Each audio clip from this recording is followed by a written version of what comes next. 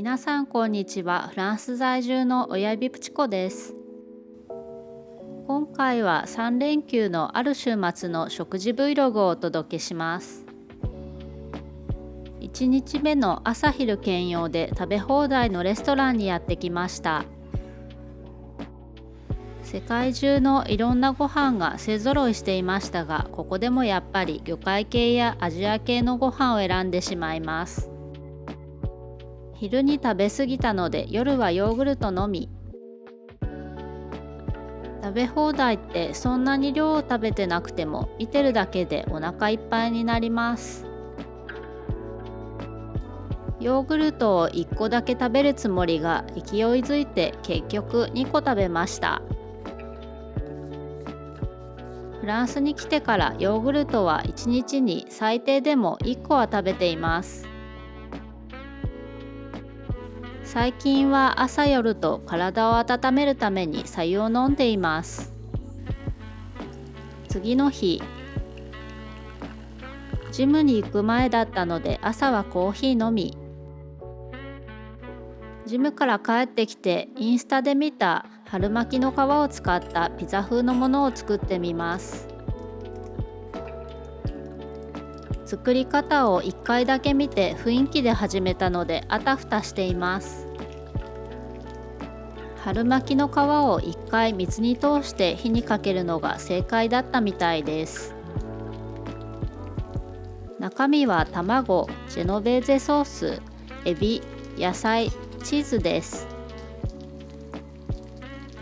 日本では春巻きの皮が流行っているみたいなので、インスタで入手した情報をもとに早速流行りに乗ってみました。ただ私の性格上なんとなく真似してみるので何かと失敗がつきもの。皮が変形してひっくり返すのにかなり手こずりましたが、なんとか美味しそうに完成。次はきっともっとうまく作れるはず。手軽に作れるし普通のピザより低カロリーだと思うのでリピート決定。食感もパリパリしていて美味しかったです。皆さんの春巻きの皮を使ったおすすめアレンジレシピがあればぜひ教えてください。次は春巻きの皮を使ったクロワッサンに挑戦してみたいと思っています。それにしても春巻きの皮でいろんなアレンジレシピができるなんて今まで知りませんでした。何も食べずにジムに行ったので昼は爆食い。春巻きの皮のピザ風では物足りず、パンオショコラを貪っています。さらにはデザートにまたヨーグルト登場。朝も昼も締めはやっぱりコーヒー。夜は餃子を作ることにしました。ネギと白菜を適当にみじん切りにしていきます。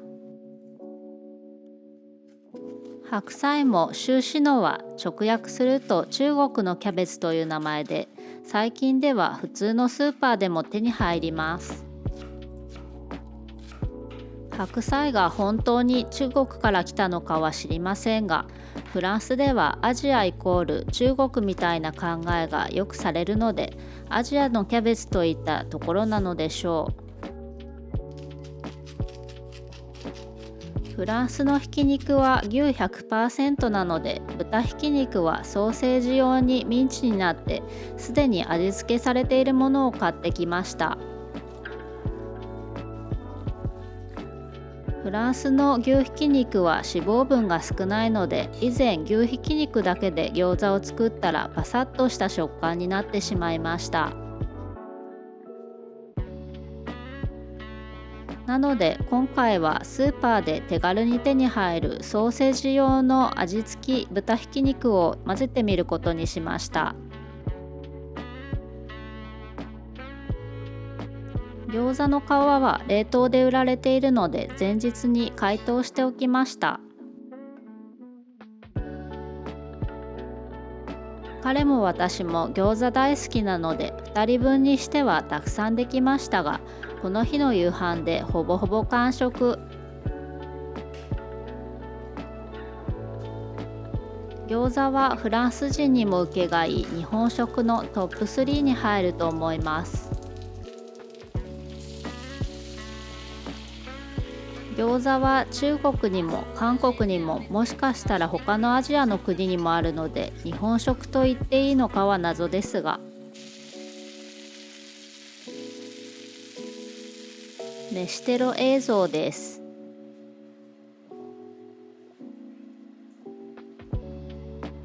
さて焼き上がったのでお皿に盛り付けます。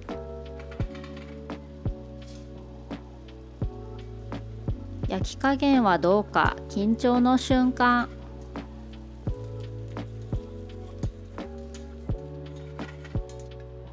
どうだどうだ。焼き目も完璧。自画自賛ですがうまくできました。炭水化物だらけですが餃子のお供はやっぱり白いご飯。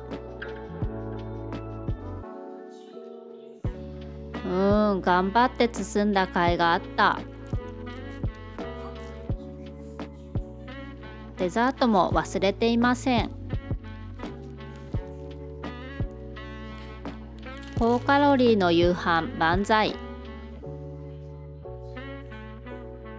満足度の高い夕飯でした。翌日、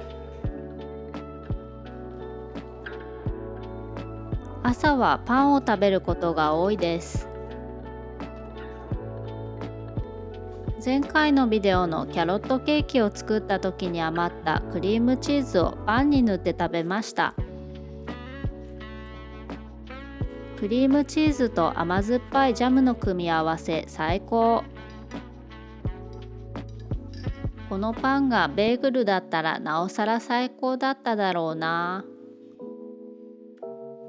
ちなみにもしかして以前のビデオでも話したかもしれませんが、この小さくて薄い食パンがフランスでは通常サイズです。バナナといえば誰かさんが必ずもらいにやってきます。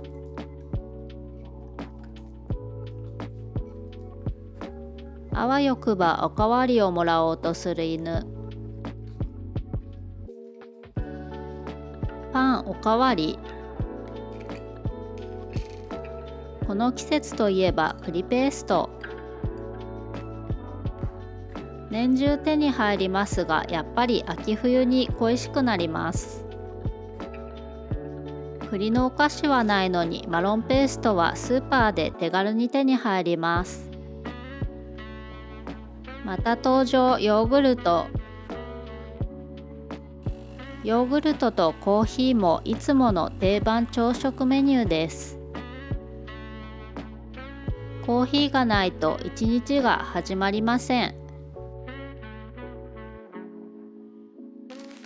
朝が遅かったですが昼過ぎに小腹が空いたので貴重なせんべいをいただきます。そしてせんべいには合わないカプチーノ。この日に食べたものではないですが次の週に知り合いのお家にお邪魔する予定があったので簡単なお菓子を作ることにしました。小麦粉が入っていないしっとり濃厚なチョコレートケーキを作っています。チョコを刻んでバターと一緒に湯煎で溶かします。ナッツは軽く刻んでおきます。卵全卵と砂糖を混ぜて人肌に温めたらしっかり泡立てていきます。チョコが溶ける匂いと湯煎の熱気で幸せ空間です。地を上から垂らした時に跡がつくくらいしっかり混ぜます。溶かしておいたチョコレートと粉類、ナッツ類を混ぜ合わせます。そこに泡立てた卵の生地を数回に分けてさっくり混ぜ合わせます。焼き上がりの生地がほろほろ崩れて切りにくいので、本当は小さい型に分けて焼いた方が食べやすいんですが、この日は大人数で分けやすいように大きい型で焼きました。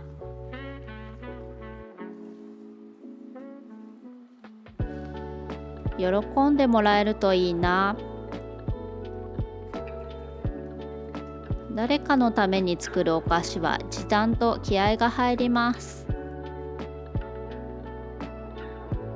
そういえば先日アレルギー検査でヘーゼルナッツの木のアレルギーがあるって発覚したんですが、お医者さんには禁止されなかったので食欲優先でナッツも変わらず食べています。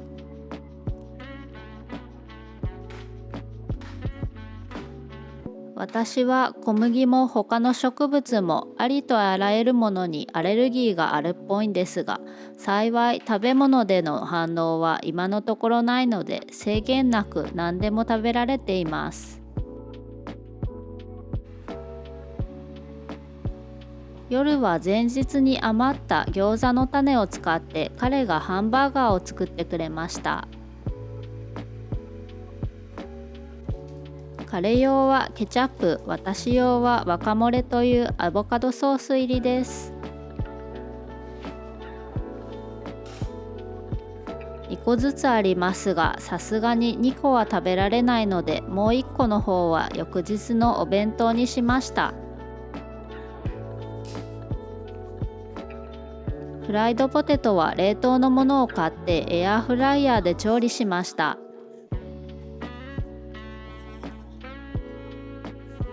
餃子の種を使ったのでちょっと変わった味がしましたが、とっても美味しかったです。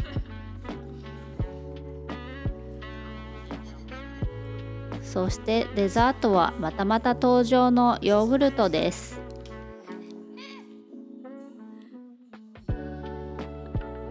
実によく食べた充実した3日間でした。